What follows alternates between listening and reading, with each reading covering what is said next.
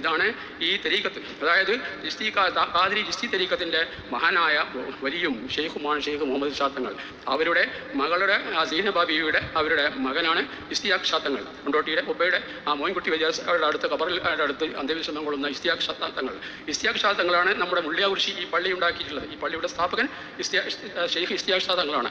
അവരുടെ മകനാണ് ഇവിടെ അന്ത്യവിശ്രമം കൊള്ളുന്ന ഷെയ്ഖ് റഹ്മാൻ ഷാത്തങ്ങൾ എന്ന് നമ്മൾ ചുരുക്കത്തിൽ മനസ്സിലാക്കണം. വലിയ കറാമത്തുള്ള വലിയ മഹാന്മാരാണ് അവിടെയൊക്കെ.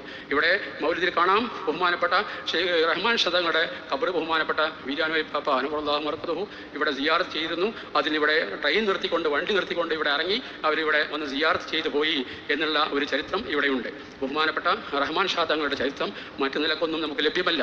ഒരു അറബി മലയാളത്തിലുള്ള ഒരു മാലപ്പാട്ട് മാത്രമാണ് നമുക്ക് ലഭ്യമായിട്ടുള്ളത്. അതുതന്നെ കൊണ്ടോട്ടി തക്കിയേക്കൽ അവിടെ ഖാദിയായിരുന്ന സൈനുദ്ദീൻ മുസ്ലിയാർ എന്ന കുഞ്ഞുട്ടി മുസ്ലിയാർ നബറുല്ലാഹു മർക്കദഹു എഴുതിയിട്ടുള്ള ഒരു ചരിത്രം റഹ്മാൻ ഷാ മാല എന്ന് പറയുന്ന ഒരു ചരിത്രം മാത്രമാണ് ഇവിടെ അന്തർവിഷമം കൊള്ളുന്ന ഷെയ്ഖ് റഹ്മാൻ ഷാ തങ്ങളുടെ ചരിത്രമായി നമുക്ക് ലഭ്യമായിട്ടുള്ളത്. മുഹമ്മദ് ഷാ തങ്ങളുടെ ചരിത്രം ധാരാളമുണ്ട്. അപ്പോൾ ഈ നിലക്കുള്ള ഈ മഹാന്മാർ ഇവരൊക്കെ ഇവിടെ വന്നിട്ടുള്ളത് നേരത്തെ